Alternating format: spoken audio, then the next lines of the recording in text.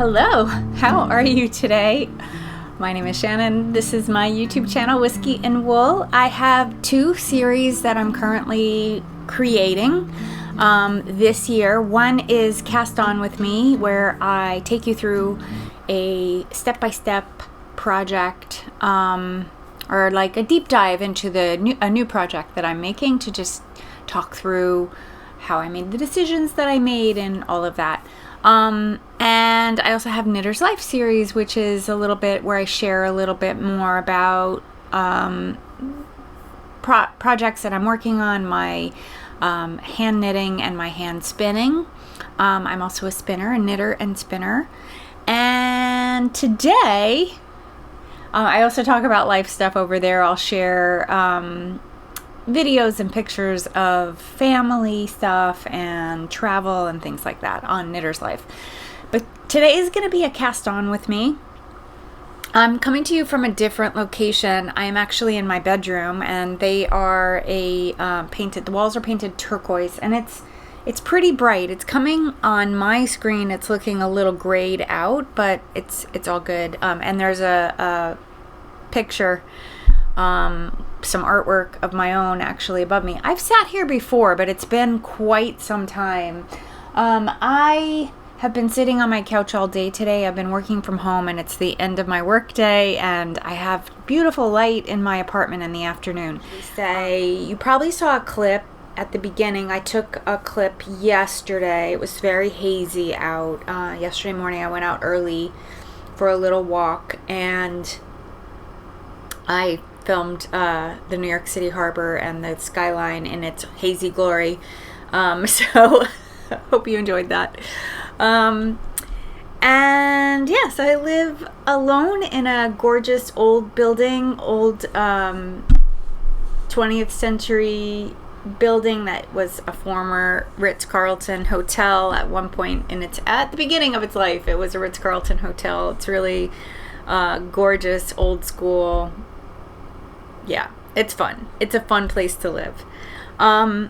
Anyway, I'm going to come to you today and talk to you about a new cast on. I have been slower knitting than what has been my norm. And I don't really know what to attribute it to. I've talked about this before in previous episodes of either Knitter's Life or I don't know if I've talked about it in Cast On With Me, but I don't know.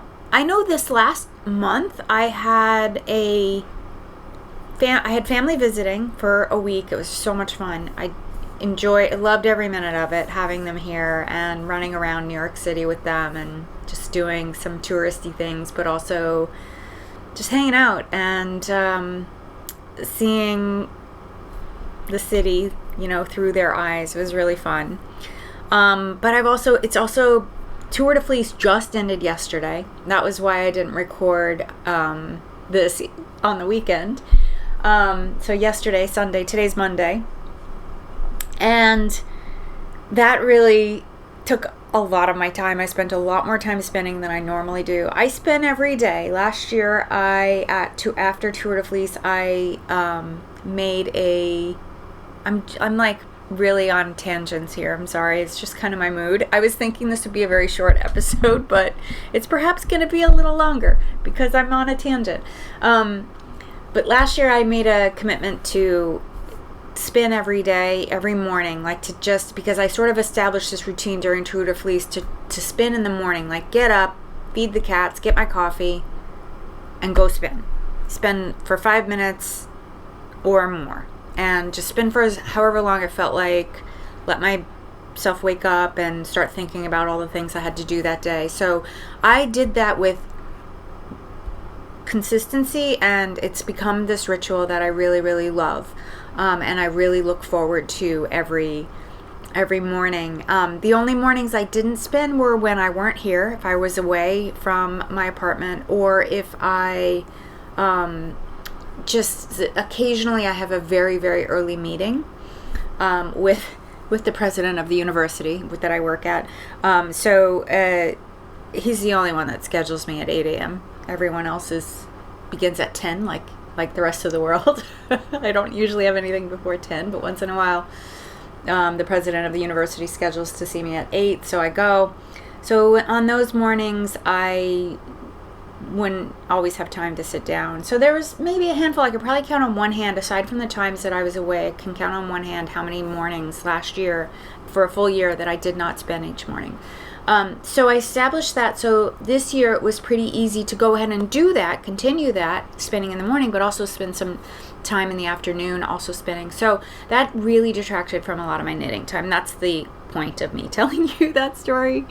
But I am very close to, I recently completed a finished object. If you watch my last Knitter's Life, 2 weeks ago, I finished Hey Sailor by Andrea Mowry, and I am very close to finishing another whip, and I have, at the moment, I have 2 active whips. So, and one of them, they're both very close to being done. So I may quickly have nothing to knit except old whips that need to come out and play. So I figured this would be a good time to cast on something new. And full disclosure, I actually filmed another cast on with me before Tour de Fleece, and I have yet to release it. I don't know.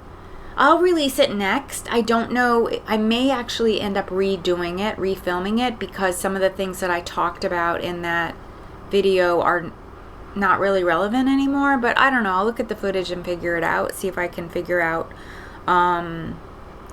if any of it is salvageable. I do still have the raw footage. I didn't release it because Tour de Fleece started and I quickly became overwhelmed with spinning and I wasn't knitting, and so I knit, it's a top down, that one, and I knit a smidgen of the neckband. I have yet to finish the neckband, and I just kind of put it aside and concentrated on finishing some of the whips that I had already shared with you in Cast On With Me or other avenues. So yeah, that'll be forthcoming. It's a long sleeve sweater though, and I mean, you know, August is around the corner, so perhaps soon I will feel the itch to start working on it. It's really pretty. I love it. I bought yarn for it. I haven't bought much yarn in a long time. And I bought yarn for this new whip too. So without further ado, let me get into this new whip, or this new cast on. I am casting on, or full disclosure, this is a video for secrets. Full disclosure, I already cast it on and started to knit on it a little bit, and I have a reason why, which I'll get into later. But let me talk through this project. This is Get Out of the Pool Tea by Beth MacDonald Stone.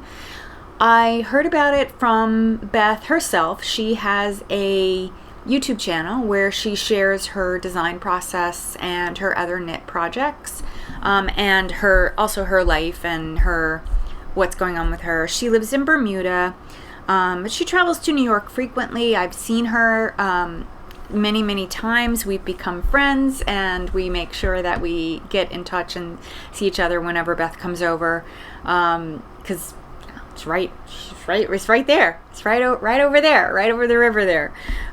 So anyway, I was watching her video, and this design is genius for its ability to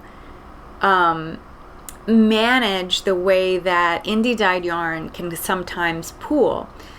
She really thought through the stitch count and the construction of the sweater to even out that if you've ever knit with indie dyed yarn and you haven't alternated skeins, you'll know exactly what I'm talking about. And I grabbed out of my closet a sweater that I made out of indie dyed yarn. This one's not hugely variegated, but I did get some pooling on it, This is, by the way, this is actually my own design. This is Ravelry tee.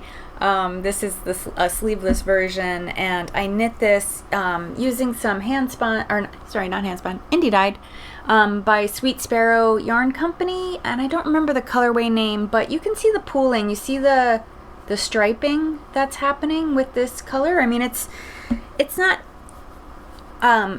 incredibly distracting the way it can be if you have pooling happening, like if these stripes were like drastically contrasting colors. I mean, this is a very tonal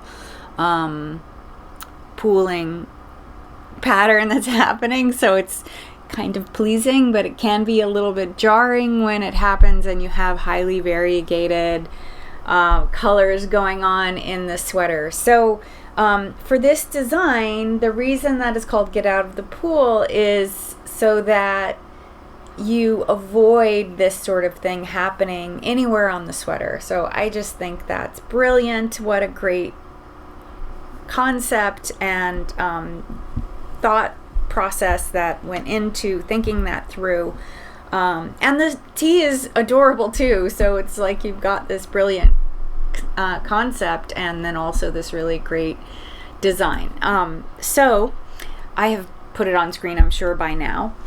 So I immediately started like just cooking, like, oh, what variegated skeins do I have that would be so fun to knit in this pattern? And I queued the pattern when it came out, and I purchased it because Beth offered, like so many other designers, she offered her pattern at a discount if you bought it in the first week. And then I just started to like think about, oh great, this is going to be something I'm going to cast on later this summer, and I'll work on it.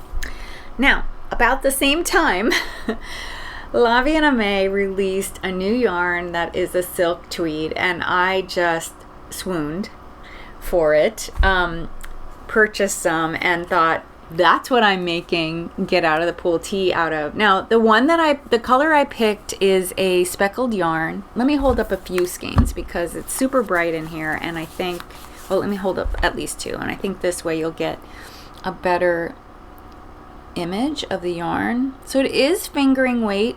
It's 100% silk noil. And this is her colorway Pinkfetti. So if you know Aimé's company, Aimée, she has colors that she does in all of her, mostly all of her yarns, or frequently she repeats colors over and over. But this is just a real nice soft pink color with rainbow speckles. So this is a speckled yarn. It's not necessarily variegated. There won't be the big splashes of color that Get Out of the Pool solves for you, but it's still going to be a gorgeous garment.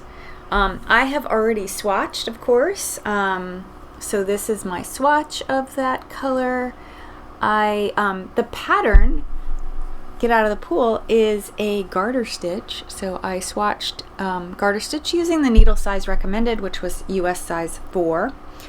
And around that same time, Beth was releasing around the time that I let Beth know that I was planning to make this out of this yarn, she sent me her other tee pattern that released this summer, Mango Tee. So I also swatched for that ahead of time. So that's a stockinette pattern. But I decided to do Get Out of the Pool with this particular yarn. It's good to have options, though. I definitely am cooking up what I'm going to make that her Mango Tee out of. Her Mango Tee is a stockinette stitch, and Get Out of the Pool is garter. I did notice that a tester, one of Beth's testers, knit their Get Out of the Pool in stockinette stitch, but I think I'm gonna be true to the pattern and do garter. I really like the fabric that this yarn created. It's very thin and light, and I think it's going to just feel wonderful on the body, and I'm really looking forward to the loose, breezy feel of it. I love the big rib borders that you get on this sweater. You get I think it's a 3-inch rib border across the top neck, and then a 3-inch, I think it's also I haven't read through the pattern the whole way. I think it's also a 3-inch pattern, knit pattern, rib knit pattern, 2x2 knit pattern on the bottom hem as well. So I'm super excited to have this done, and I hope I finish it by the end of the month, by the end of August, not July, because that would be crazy. 2 days. I guess you could do it if you knit and knit and knit only one thing and knit every second. But anyway, that is my story about how I got to knitting, how I decided to knit this particular pattern. I did already cast on. I don't have much knit. The reason I cast on is because the other two whips where they're at, they're not really in any sort of mindless place. And my daughter-in-law, one of them, one son and daughter-in-law live over right across the river in New York City. This particular couple, my daughter-in-law turns 30 this week, but she had her birthday party on Saturday. So I was like, I need something mindless to knit. I need something mindless to bring and knit that I know I can just keep knitting. And, you know, as I mentioned before, the brilliant concept of pool management with this design, you're just knitting a rectangle, at least for the piece that I'm doing. I don't remember if this is the front or back. I think it's the back. Yeah, I think it's the back, because I think at the front you do a little, I think there might be a little bit of shaping. I'm not sure. But anyway, you can go watch Beth's video to find out more about the construction. This is just me getting into the beginning of this. But yeah, so I went ahead and cast on the 2x2 rib top down. So, and I knit a little bit because I was, I was socializing and I needed something that I could easily manage. So yeah, I'm gonna sit here and knit a little bit with you, and I'm gonna tell you about the books I'm reading because I've been a little frustrated. So I hope you have some knitting too. I have in the past with the Cast On With Me series, I've just sat here quietly, so you could also sit quietly and mindlessly knit along with me, which I think is so fun to do. I'm gonna just point the camera down a little bit so you can see my knitting. I think I can. There we go. I'm sitting out. This is my desk at home, which I don't really use as a desk. It's a very old piece that had been my great aunt's. Yeah, it's beautiful. It's a beautiful piece.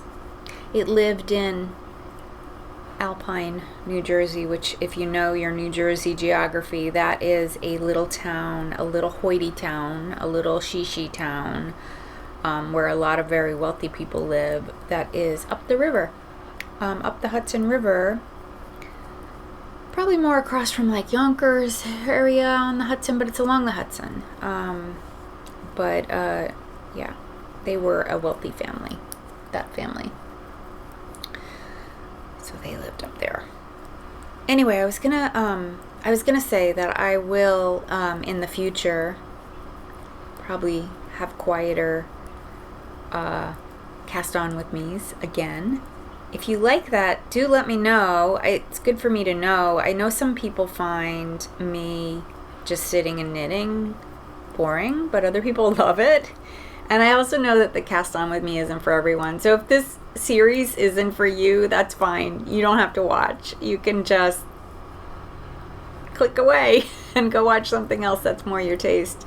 I totally understand. I do that all the time when I check out new to me YouTube channels. I might watch a couple minutes and just say, oh, I really cannot relate to this person or understand, or I don't have interest in this, so it's fine. All good. Anyway, I thought I would share, because I've shared in the past some of the books that I'm reading, and I can't remember whether or not I've shared this particular author in the past. I might have talked about it. I feel like I did, but I might have talked about the author. The author is Robin Hobb. So I might have talked about Robin Hobb in the Cast On With Me that I did not release yet, and that's another reason for me to redo it, just so that or at least redo some of the footage, just so that I'm not repeating myself. But I'm going to talk about Robin Hobb now because I am currently reading the second trilogy. She wrote a series of books. I think she's written many different books, but she's an author that I think her first book of renown came out in the 90s. And she, if you know George R.R. Martin, which if you know Game of Thrones, George R.R. Martin is the author of those books, Game of Thrones, that then turned into the HBO series, that, you know, was great at first and then kind of went down the tubes when it had to create its own script away from George's writing, because he's a brilliant writer. This author, Robin Hobb, inspired George. So she's one of the authors that he knew and took inspiration from, and you can actually see the what, you know, the things that he really loved about her work. Like that, you can see the commonalities, I guess. You could see the threads, the connecting threads, the multiple viewpoints. Robin has a character who's known as the Fool, and Martin had a character known as Patches. So there's similarity there.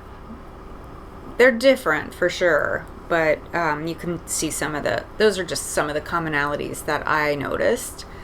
And I also think, like, probably the bigger one, besides the multiple viewpoints, is the way that magic is in the world. Like, it's not a magical world like Harry Potter. It's like subtle magic, like magical people mostly living mundane lives, but there's random magical things, and not everyone has it. Like, it's a rare thing. It's probably more akin to how we think this world might be, like when if you think about like magic in this world, like how people probably perceived magic in this world before we became industrial and scientific and all of that. Anyway, so that's Robin Hobb. So she wrote a series of books in the same world that are interrelated, but not so much so that you would need to read. She wrote a bunch of trilogies. So she wrote, it's 4 trilogies and one set of 4 in this realm she calls Elderlings. And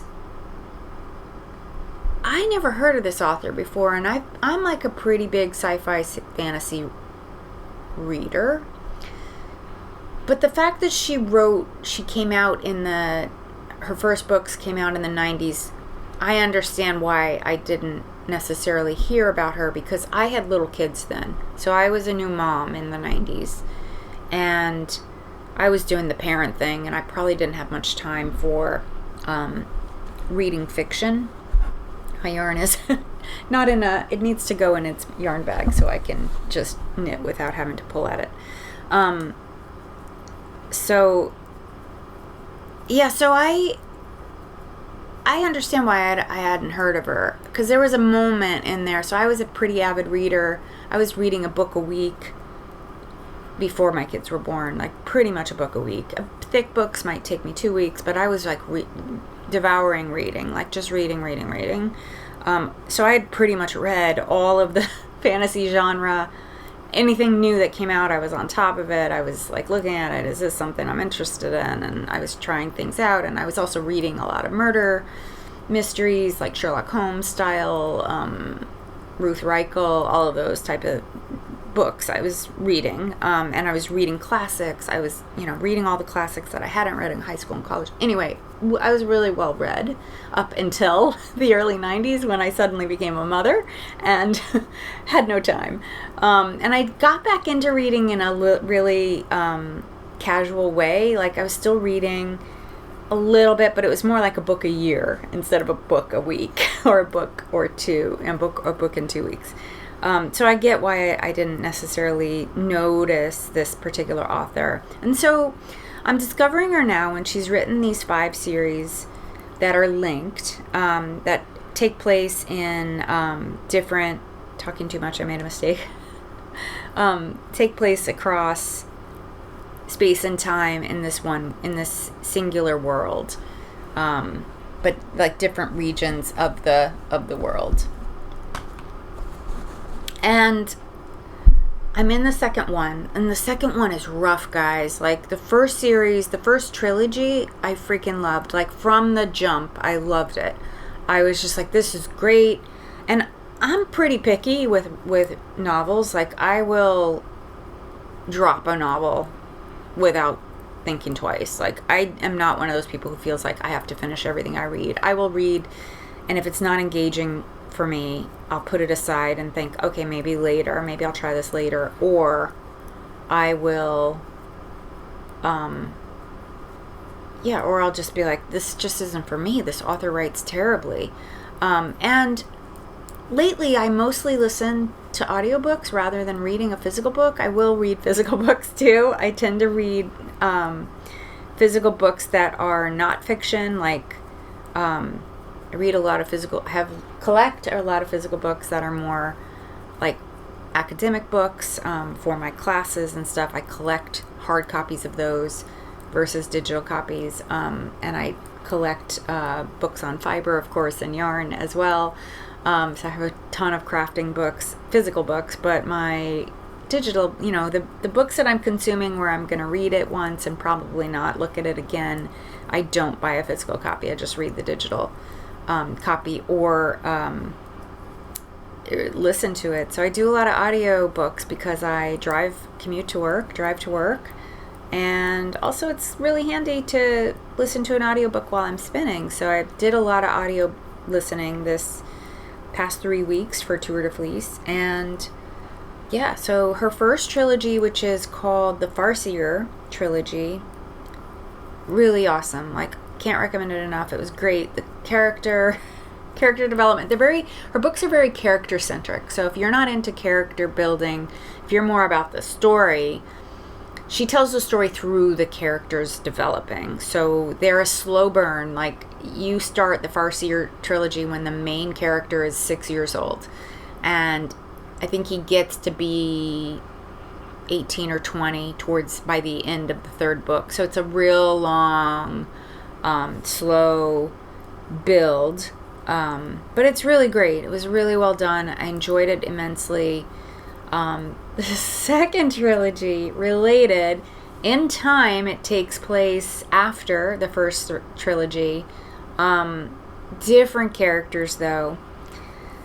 I got about 3/4 of the way through the first book. I'm on the second book now. 3/4 of the way through the first book, and I was extremely frustrated because I felt like the characters, it's again character driven, multiple points of view.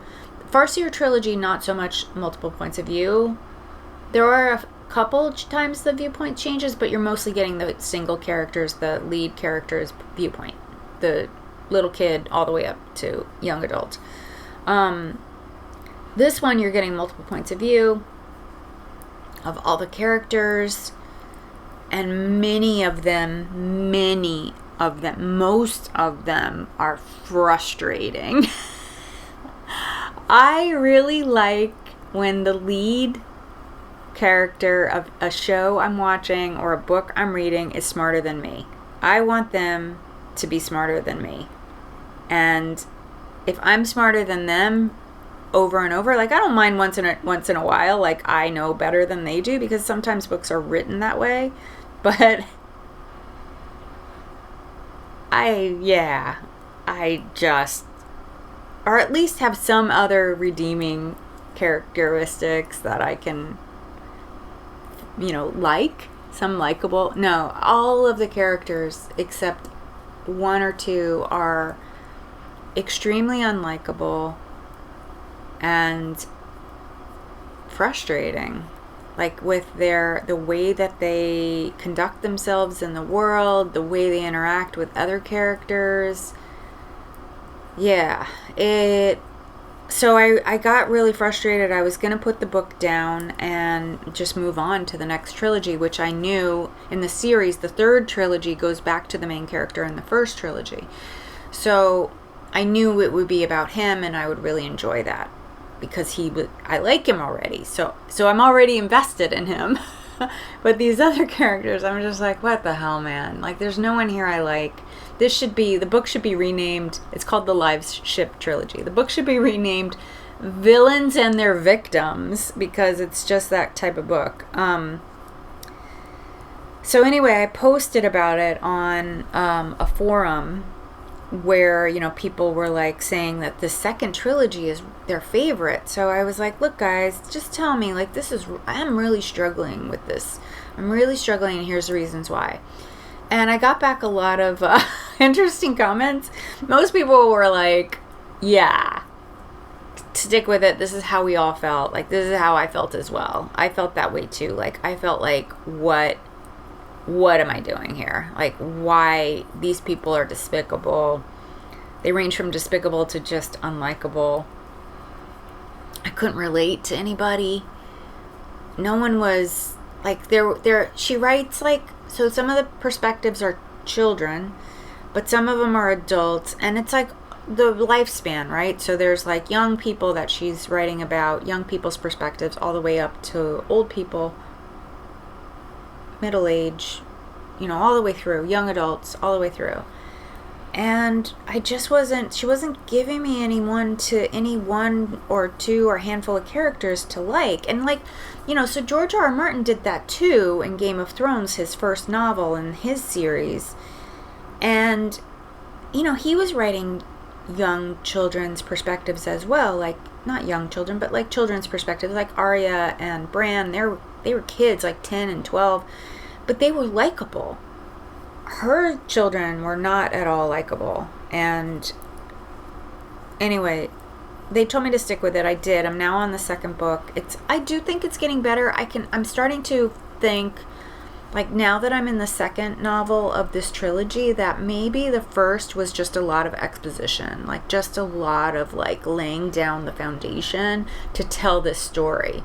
Because I'm starting to see like hints of other types of magic that I wasn't aware of, which is cool, that have been happening like in the background, and they've been hinted at, but there hasn't been any real, like, hey, look at this, so there's now like some revealing happening, which I feel good about, and I'm excited about, and that's driving me forward, driving me to want to know more and stick with it. So I'm hoping that I can, I'm hoping I get the end that I think it's worth it. Because these are big books. The audio books, the first book in the series was 36 hours, 37 hours, and the second one's 33 hours.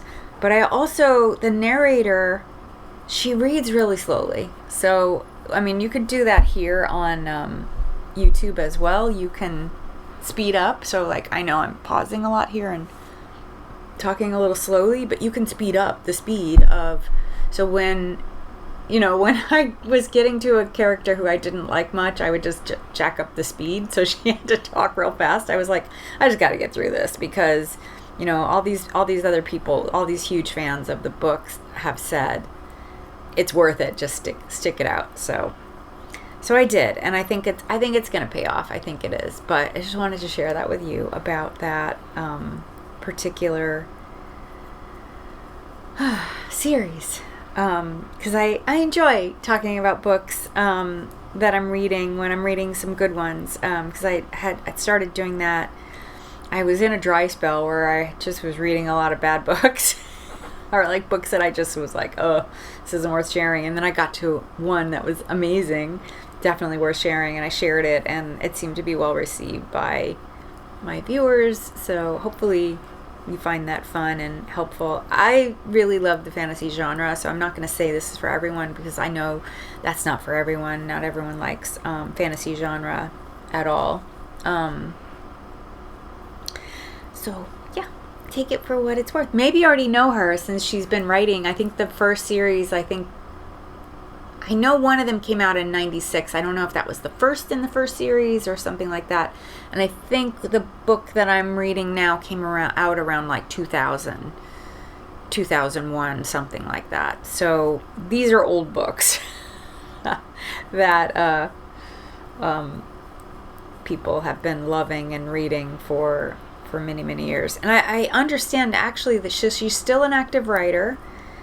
She's writing yet another book, perhaps series, perhaps trilogy in the same world, just like going down the generations, so to speak. Because as I said, the primary character in the first trilogy was 6 years old at the beginning. So, yeah.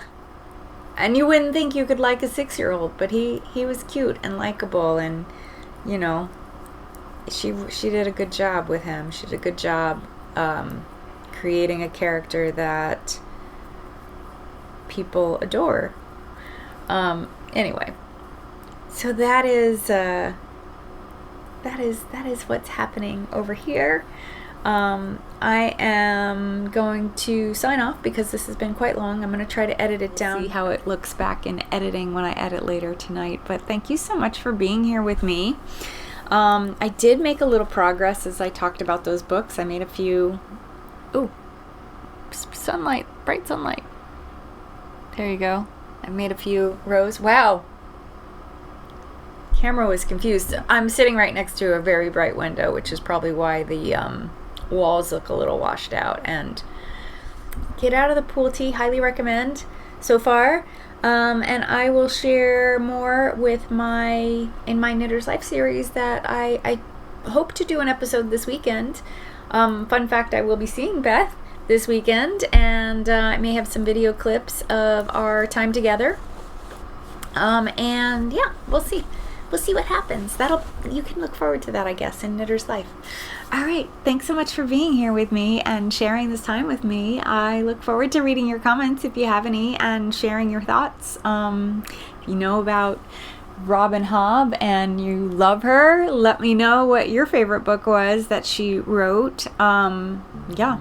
I'm currently reading Mad Ship. The first book in the series was called Ship of Magic. And I probably put pictures and stuff on screen for you. But anyway, take care. See you soon. Bye.